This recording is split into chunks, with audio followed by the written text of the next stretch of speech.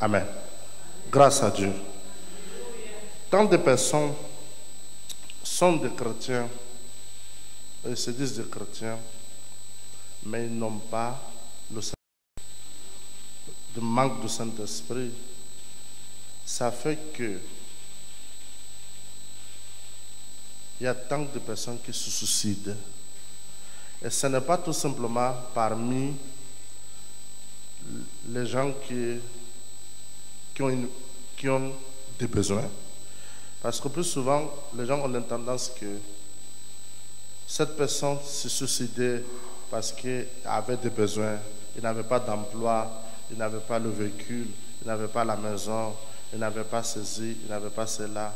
Mais nous voyons, non, plus souvent les gens qui se suicident, ce n'est pas parmi les gens diminués, mais c'est parmi les gens qui sont riches, qui ont des moyens et qui ont l'argent qui peut acheter tout ce qu'ils veulent.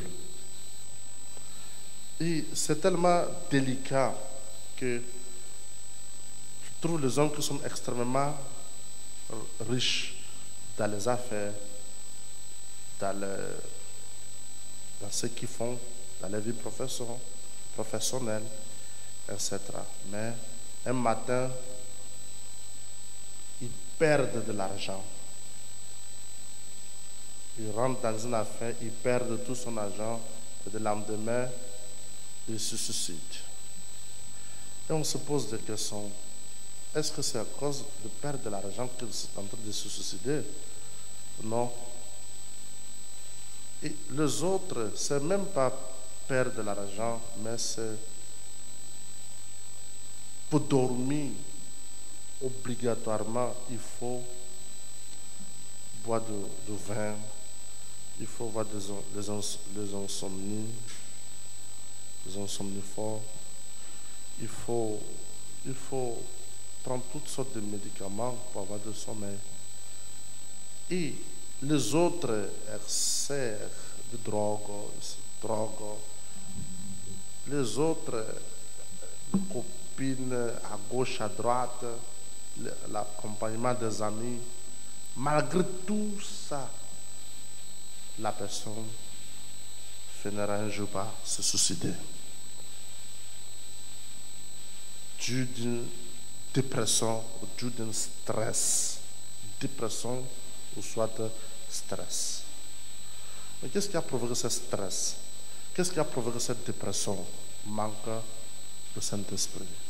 Malgré les amis qui peuvent accumuler autour d'elle, autour de lui, les moyens, le véhicule qu'il pouvait acheter, les maisons qu'il pouvait acheter, des biens qu'il pouvait avoir possédés, ça n'a pas pu combler le vide qu'il ressentait dans son cœur. Le vide que nous ressentons dans notre cœur, c'est le résultat de la tristesse que nous ressentons continuellement. C'est le résultat de la tristesse que nous ressentons continuellement.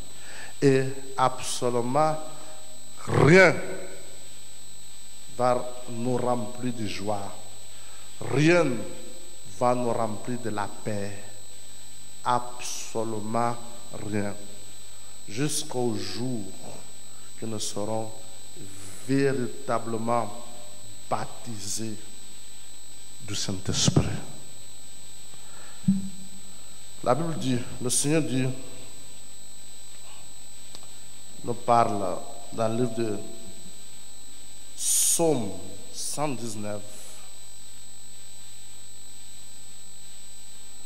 Psaume 119, à partir du verset 165.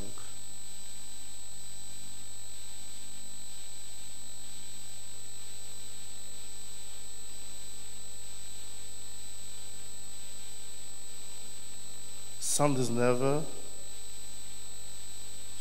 165. 119, verset 165. Il dit, il parle comme ça, le psalmiste parle comme ça. Il y a beaucoup de paix pour ceux qui aiment ta loi et il ne leur arrive aucun malheur.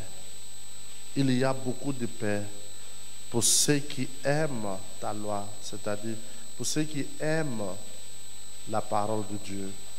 Non seulement aimer la parole de Dieu, mais la pratiquer. La religion n'enseigne pas à pratiquer la parole de Dieu. La religion, elle enseigne la théorie. La religion, elle enseigne la théorie. Mais nous enseignons la pratique. Parce que la foi qui vient du Saint-Esprit, c'est la foi qui vient à travers de la parole de Dieu. Cette foi, elle est genuine. Cette foi, elle est véritable. Cette foi, elle est réelle. Elle n'est pas une foi centralisée. Elle n'est pas une foi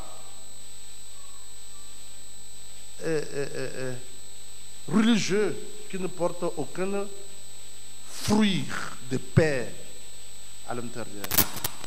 Alors, tant de personnes souffrent dans les vies au manque de Saint-Esprit. Malgré se disent chrétiens, malgré se disent enfants de Dieu, malgré se disent qu'ils ont tout ce qu'ils font dans la vie, ils peuvent faire tant de fêtes de voyage, ils se sentent légèrement soulagés quand il fait des voyages, quand il fait du shopping. Mais quand il revient à son pays d'origine, il se rend compte que la tristesse est constante dans son cœur.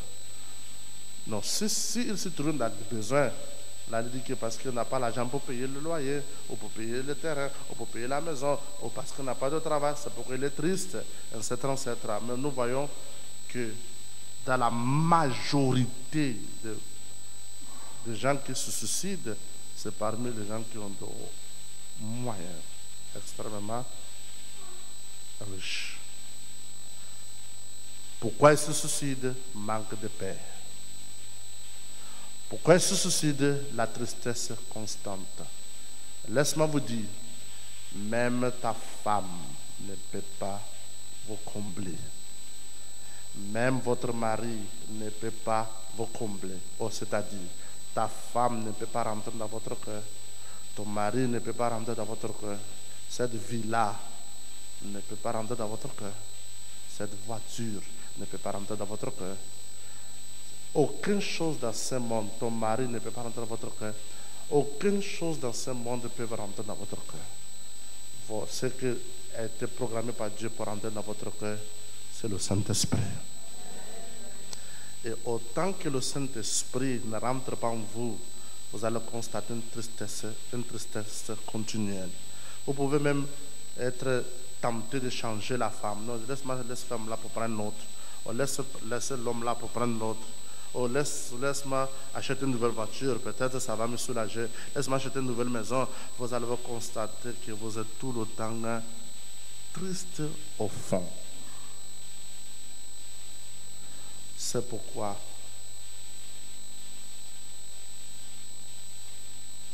voilà l'inspiration, comment Dieu nous a fait. Genèse chapitre 2, verset 18. Regarde comment Dieu nous a fait. Genèse chapitre 2, verset 18. Regarde comment Dieu a fait l'homme. Il dit, l'Éternel Dieu dit, il n'est pas bon que l'homme soit seul. Je lui ferai une aide, comment? Semblable à qui? À lui. C'est très profond. Donc, le Seigneur parle de quelque chose de très intéressant. Il fait l'homme, mais il dit que l'homme il ne doit pas rester seul.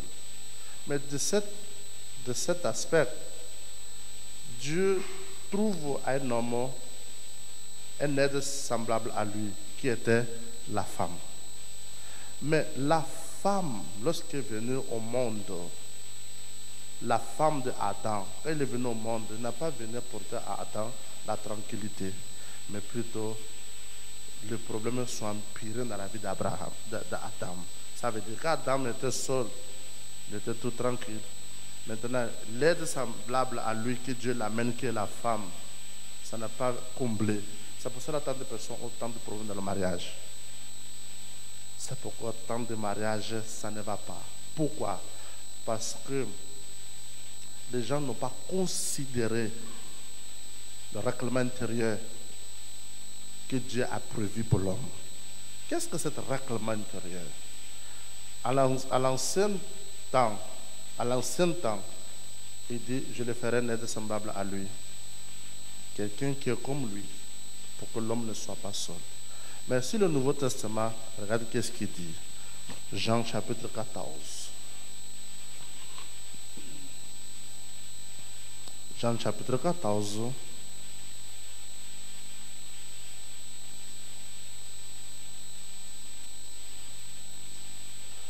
Jean chapitre 14,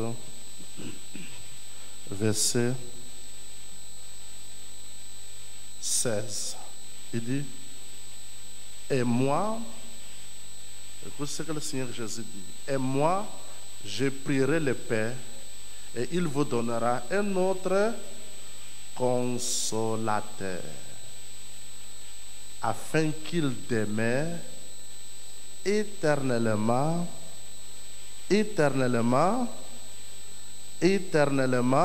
avec vous. Après, dit 17. L'esprit de vérité que le monde ne peut recevoir, parce qu'il ne le voit point et ne le connaît point. Mais vous, vous le connaissez, car il demeure avec vous et il sera en vous. Le prochain verset, il dit, 18, il dit, je ne vous laisserai pas seul. Je ne vous laisserai pas seul. Je ne vous laisserai pas orphelin. Je viendrai en vous. Amen. Donc, il regarde comment il a remplacé la femme de Adam. Sur le Nouveau Testament, il a remplacé la femme de Adam par qui? Par le Saint-Esprit. Aujourd'hui, ma femme, c'est le Saint-Esprit. Femme, que ton mari devienne le Saint-Esprit. Car ça, c'est le projet de Dieu sur le Nouveau Testament. Autant que tu ne te maries pas avec le Saint-Esprit, tu vas te mettre chercher femme durant toute ta vie. Même quand tu trouves, tu vas te rendre compte que ce n'est pas ça. Tu vas te mettre chercher un homme durant toute ta vie. Même quand tu trouves, tu vas te rendre compte que ce n'est pas ça. Parce qu'aucune femme qui peut te faire plaisir à 100%. Aucun homme peut te faire plaisir à 100%. Aucune femme peut te combler de joie. Aucun homme peut te combler de joie continuellement. Aujourd'hui, vous êtes content. Demain, vous allez vous discuter. Mais quelqu'un va te combler de joie éternellement. C'est qui? Le Saint-Esprit. Alléluia. Alléluia. Alléluia. Prenez conscience de cette vérité. Parfois, tu trouves quelqu'un qui dit, je me sens seul. Non, tu n'es pas seul. Parce que tu n'as pas le Saint-Esprit. Le jour que vous serez baptisé du Saint-Esprit, plus jamais vous allez vous sentir seul. Parfois, quelqu'un dit, je me sens triste.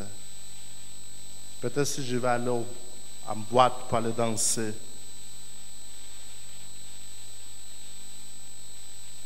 La semaine passée, je suis sorti pour aller acheter des poissons là, à lui.